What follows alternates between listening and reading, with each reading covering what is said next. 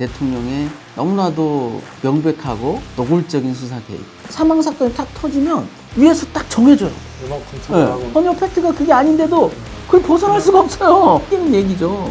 9달 동안 대통령 경로에 대해서 거짓말 해왔거든요. 왜 대통령이 스스로 잘못을 적절할 때 인정하지 못하고 끝까지 가느냐. 이건 감추고자 하는 비밀이 아직도 많이 남아있기 때문이고, 그 비밀은 핵심이 두 가지 거다. 그것이 밝혀지면 정권의 존립 자체를 뿌리째 흔들어버리니까. 이들 간의 커넥션이 다 밝혀지면 거대한 게이트 사건이죠. 박정훈 하나를 죽이려고 그렇게까지. 그러니까 해병대는 누가 명령했느냐가 중요한 게 아니라 무엇을 명령했느냐를 중요하게 보는 거고, 그게 설사 절대 권력자의 명령이라 하더라도 정당하지 않은 명령은 우리 해병은 따르지 않는다.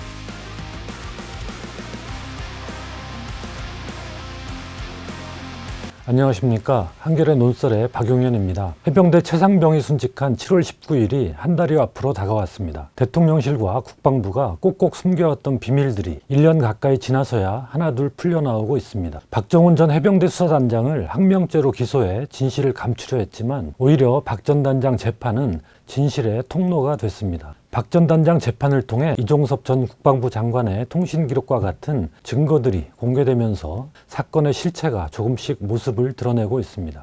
수사 같은 재판이 된 것입니다. 그러나 아직도 밝혀져야 할 대목이 많습니다. 공수처 수사와 특검 도입은 여러 난관과 방해에 부딪히고 있습니다. 박 전 단장 재판은 이제 절반쯤 진행됐다고 합니다. 박 전 단장 변호인인 김정민 변호사를 만나 지금까지 드러난 사실을 바탕으로 사건의 본질을 되짚어보고 아직 풀리지 않는 의문들에 대해 들어봤습니다. 작년부터 계속 회자됐던 대통령 경로설, 경로로 얘기해도 되겠죠. 대통령 경로를 뒷받침하는 증거들이 쏟아지고 있죠. 최근에 큰 전환점을 이룬 게 군사법원에서 이종석 국방장관과 박진희 군사보좌관 핸드폰의 통신 기록을 7월 28일부터 8월 9일까지 회신을 받았는데, 거기에서 이제 어마어마한 자료들이 쏟아졌죠. 대표적인 게 대통령의 8월 2일 12시 7분부터 53분까지 세 통의 통화, 이종석 국방장관한테 간 7월 31일 날 11시 54분에 800 일반 전화가 갔다는 사실. 그동안 우리가 주장했던, 박대령이 주장했던 것이 물증으로 다 입증되는 자료들이죠. 무수한 거짓말 했던 거죠. 수사 개입이죠. 대통령의 수사 개입. 대통령의 너무나도 명백하고 노골적인 수사 개입. 그거죠. 사실은 박대령의 혼자의 결정이 아니고 해병대 수사단 전체, 어찌 보면 해병대 수사단 수뇌부의 결정? 이렇게 봐야 정확하겠죠. 7월 31일 날 17시경 충격적인 내용을 듣고 내려와서 박 단장이 부하 핵심 연관장교들이죠. 서열 2비, 3위에 해당하는 중수대장과 1광수대장. 1광수대장은 변사 사건을 주관했던 부서장이고요. 그 세 명이서 머리를 맞대고 논의한 게 이건 안 된다. 만약에 대통령의 요구에 따라서, 대통령실 요구에 따라서 그렇게 이첩 대상자를 변경하게 되면 직권남용에 대한 소지가 굉장히 높다. 만약에 대통령실의 요구를 그대로 따라주게 되면 어떤 현상이 불가피하냐면, 수사단장이 1광수대장한테, 그리고 1광수대장이 담당 수사관한테 기존 수사 결과를 변경하라는 지시를 해야 되거든요. 명백한 직권남용 아니냐. 그래서 이제 그때 나왔던 얘기들이 백낙종 당시 조사본부장, 김관진 국방장관 사이에 있었던 문제들이 나중에 댓글 조작 사건 때문에 처벌을 받게 됐거든요. 김관진, 백낙종 모두 다. 그것도 있는데 어떻게 이걸 우리가 하느냐. 그걸 들고 와서 이제 건의를 했고, 그 건의가 받아들여지지 않았기 때문에 또 해병대 사령관은 우왕좌왕하면서 중간에 끼어가지고 결정을 못하고, 박정훈 대령이 결국은 원래대로 계획대로 갈 수밖에 없지 않느냐 해서 이첩을 8월 2일 날 강행을 한 거죠. 그게 지금 항명사태로까지 이어진 거죠.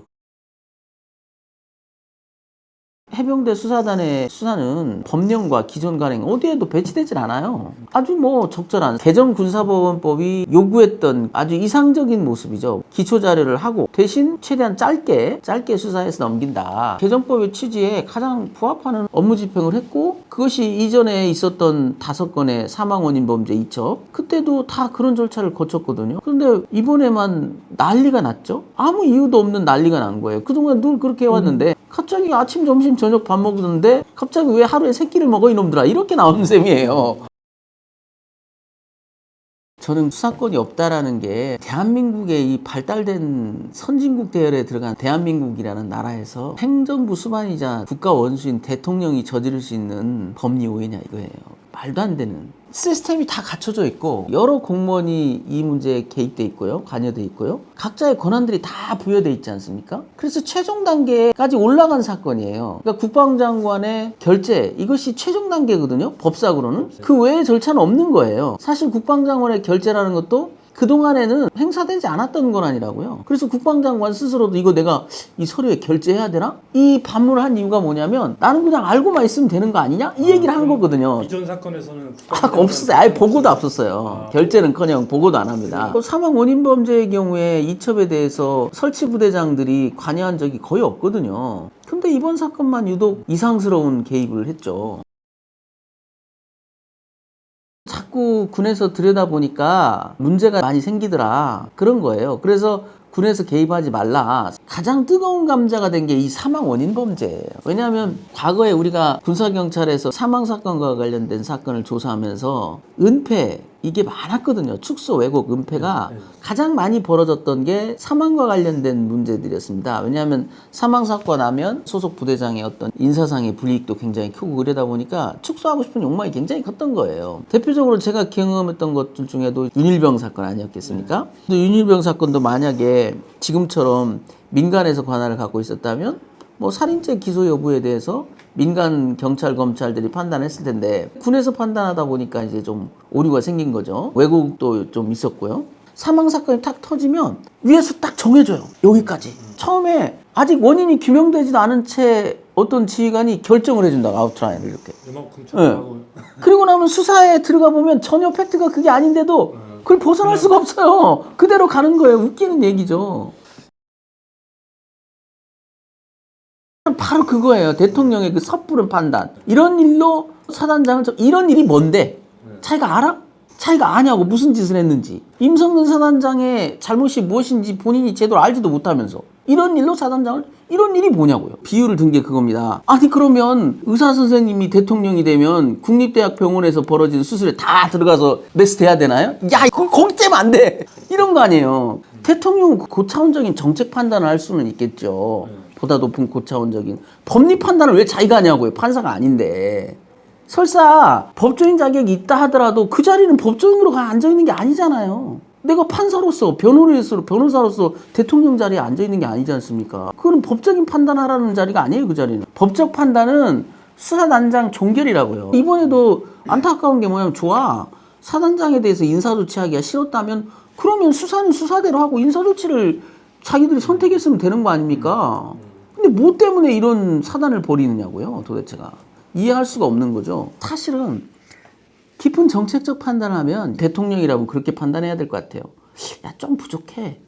그래도 정책적 필요에 의하면 이 사람은 보직에선 빼고 고초를 좀 겪게 하는 게 군의 어떤 경종을 울리는 군의 앞으로 인명에 대해서 존중하는 그런 경중을 울리는 필요가 있을 것 같다. 그것도 뭐 공직에 있는 사람으로서는 짊어져야 되는 짐 아니겠느냐.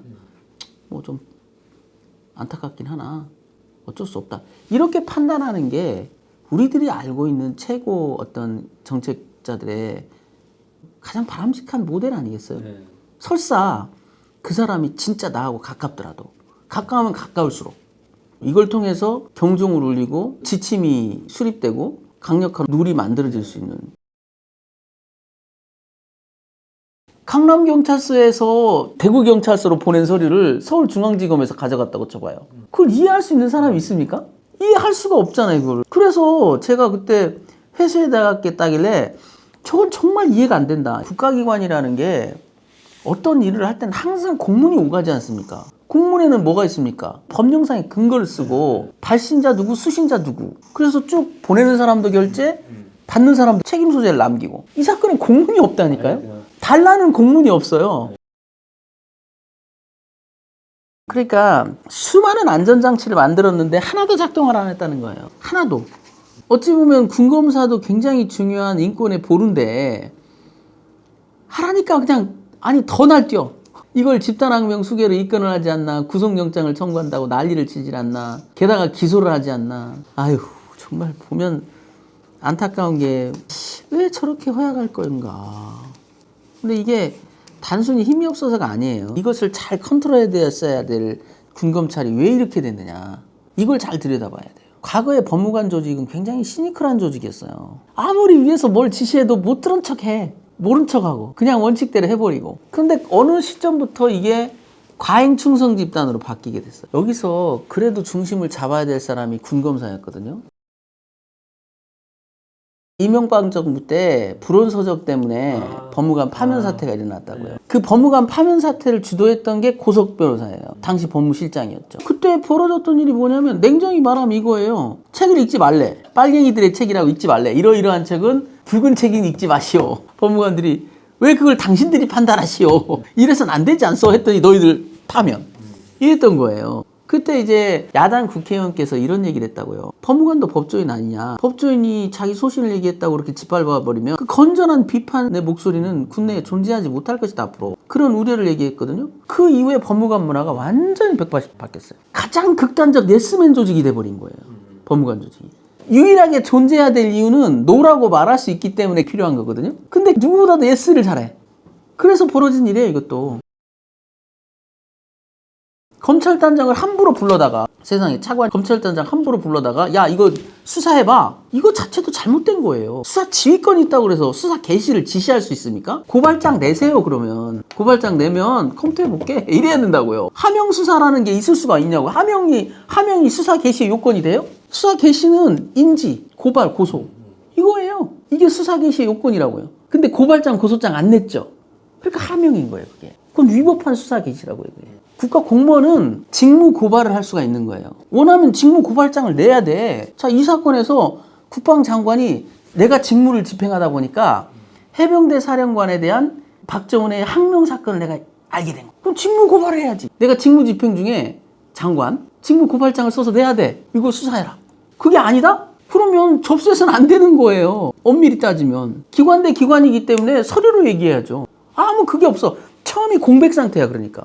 어떻게 개시됐는지를 몰라. 그리고 자기들이 인지한 것처럼 해. 하명 사건인 거예요. 그 하명 수사. 그거 잘못된 거예요. 명백히 잘못된 겁니다. 이것이 그렇게 확대되고 과대평가된 이유는 뭐냐?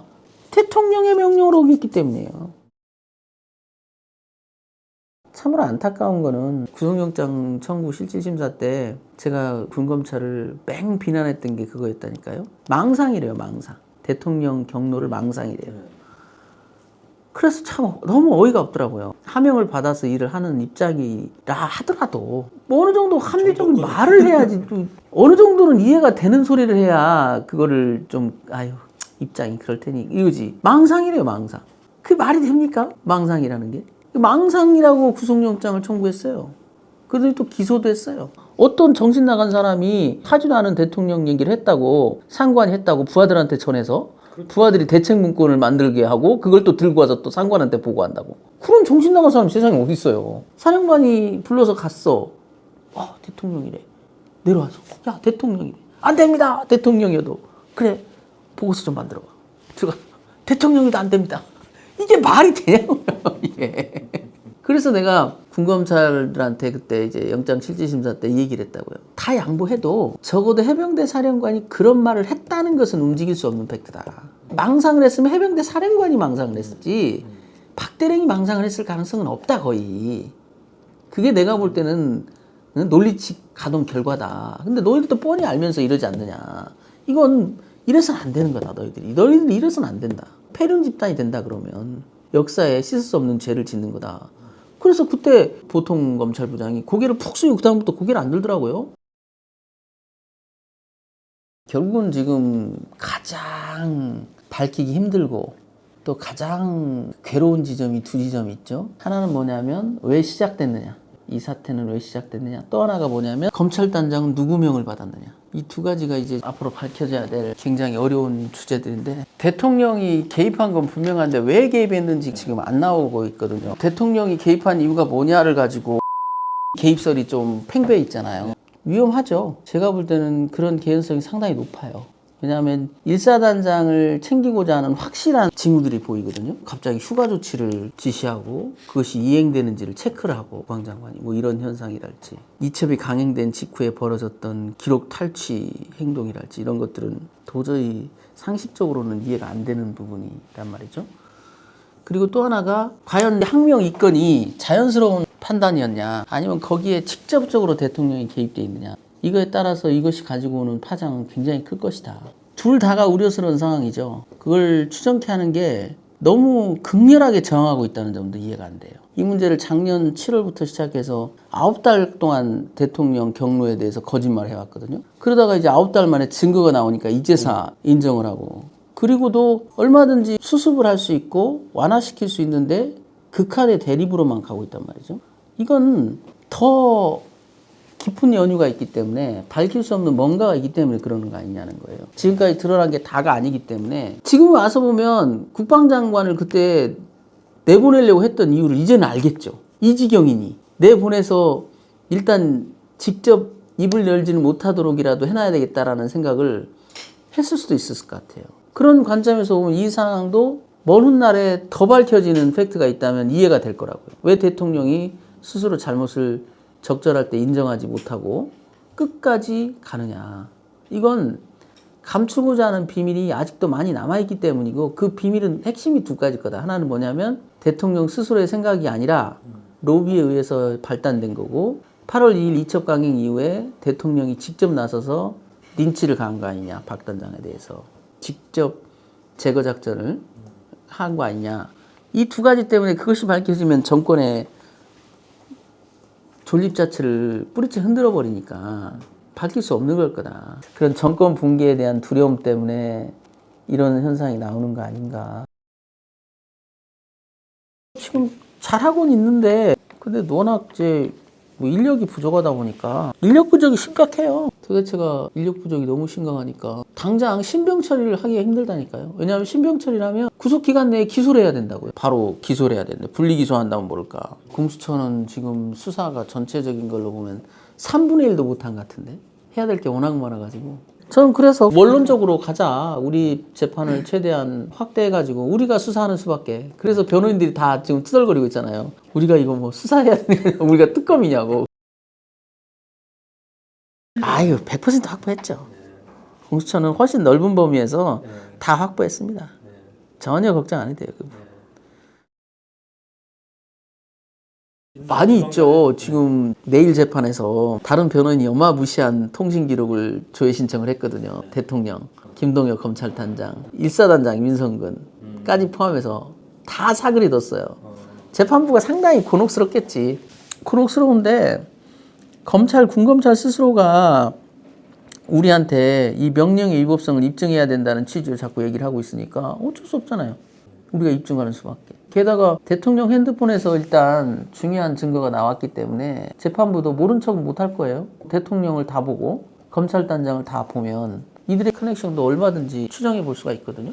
그러니까 이게 아무것도 아닌 일에 용산이 전부 다 벌떼처럼 나서가지고 이게 뭐 하는 짓인지 도대체 이해가 안 돼요. 관련된 데 한둘이 아니야. 다 나선 것 같아. 안보실장, 안보실 1, 2차장, 그 다음에 이시원, 유재현. 유재현은 이시원 기록은 아직 통화 기록을 보지도 못했고 이시원과 유재현 사이에 많은 통화가 있었다는 건 동아일보가 보도를 했고요. 굉장히 예민한 시기들에 통화를 했어요. 구속영장 청구하는 그즈. 그런저런 시점에 다 통화를 했기 때문에 이들 간의 커넥션이 다 밝혀지면 거대한 게이트 사건이죠.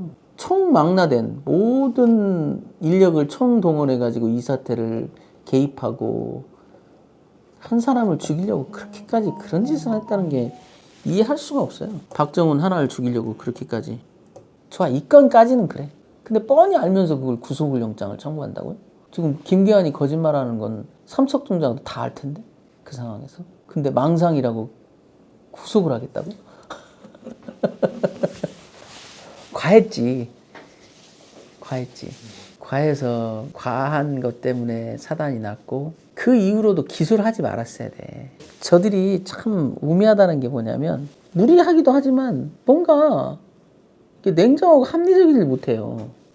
그때 기소를 나는 할 거라고 상상도 못했어요. 많은 사람들이 기소한다길래 그럴 리가 있겠냐. 기소해서 좋을 꼴이 뭐가 있다고. 왜냐하면 기소를 하게 되면 증거가 다 오픈된다고요. 기소를 안 하면 증거를 알 수가 없기 때문에 막 썰들만 오가는 것 뿐이지 알 수가 없는 거야. 그러니까 그냥 혼전으로 조금 끌고 가면 되지 않냐. 나는 해 바뀌고 봄쯤 해가지고 불기소할 거다 이런 생각을 했었거든요. 저들이 합리적이라면. 냅다 추석 지나고 기소를 해버리더라고요.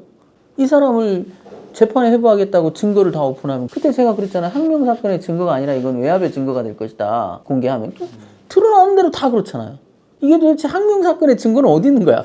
다 외압의 증거밖에 없어. 내놓는 족족. 그들 사이에 그런 건전한 커뮤니케이션이 없다는 거죠. 비판과 토론, 반론. 대통령이 이런 말하면 그게 아니고 이런 그런 토론이 돼야 대책도 만들어지는 거 아닙니까? 그냥 대통령 화내고 대통령이 또 화냈으니까 또 뭔가 또 대통령이 원하는 대책은 또 만들어야 되고, 대책 만들면 또 폭망하고 또 더 화내고, 그냥 악순환인 거지. 계속적인 악순환이죠.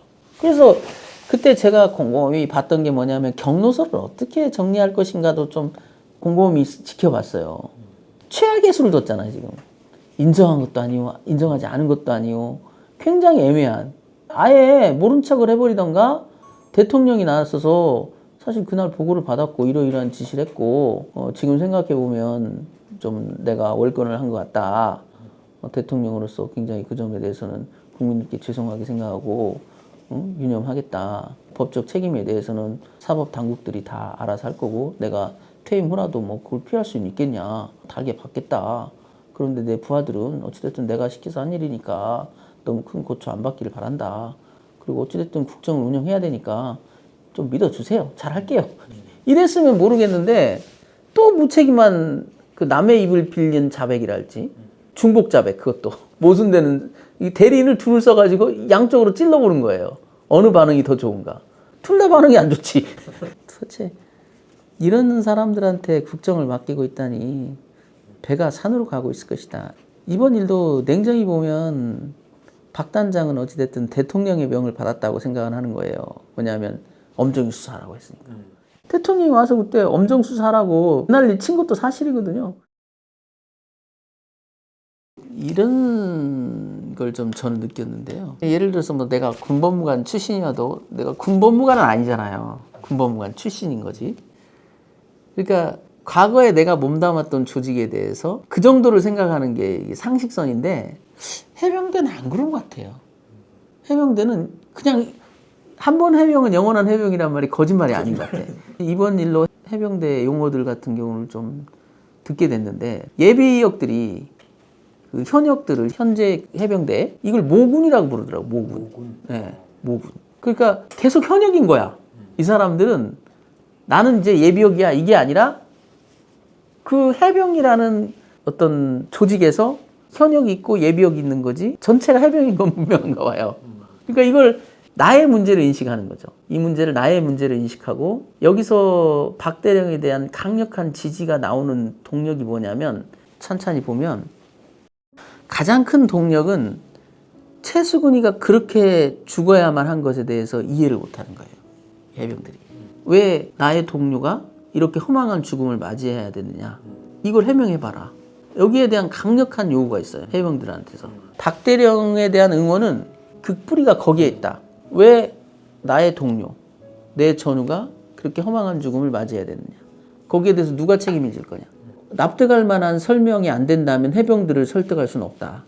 그게 안 되는 거예요, 지금. 그 부분에 대해서. 오히려 박대령이 그 부분에 대해서 해답을 내놨는데 오히려 박대령을 치려고 하니까 화를 더 돋군 거죠, 해병들이. 그래서 그런 면에서 해병은 굉장히 순수한 집단인 것 같아요.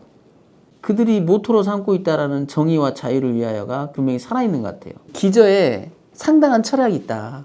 이거 굉장히 우수한 집단이라는 생각을 들어요. 그 해병대라는 조직 자체가. 그 가치라는 게 무섭다. 자유와 정의를 위하여라는 게 모토라고 뭐 저는 알지도 못했거든요. 근데 이번 사건을 보면서 해병대 모토래요, 그게. 자유와 정의를 위하여. 굉장히 멋있는 가치죠. 해병대는 누가 명령했느냐가 중요한 게 아니라 무엇을 명령했느냐를 중요하게 보는 거고, 그 무엇을 명령했느냐를 판단하는 여러 자료 중에 하나가 누가 명령했느냐도 들어가지만 그것만 가지고 다 되는 건 아닌가 봐요.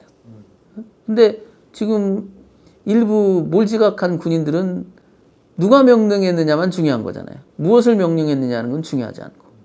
그걸 우리가 한 번도 던지지 않았던 너무나 근본적인 문제 제기죠. 이번 일도 그렇잖아요. 누가 명령했느냐가 중요한 게 아니라 무엇을 명령했느냐. 박정훈 대령은 그 무엇을에 집중했던 거거든요.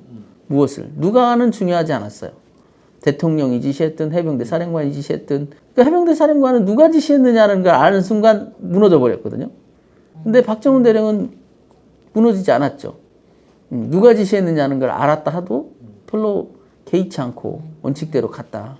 그게 되게 가치 있는 일이고, 해병대원들이 지금도 많은 해병대원들이 박정훈 대령을 이제 당신이야말로 해병대 정신을 구현한 사람이다라고 많은 예비역들이 진짜 진심 어린 응원을 보내는 게 그게 용기였다는 거죠. 무엇을 명령했느냐. 그게 설사 절대 권력자의 명령이라 하더라도 정당하지 않은 명령은 우리 해병은 따르지 않는다. 그래서 과거에도 육사 애들이 제일 무서워했던 게 해병이래요.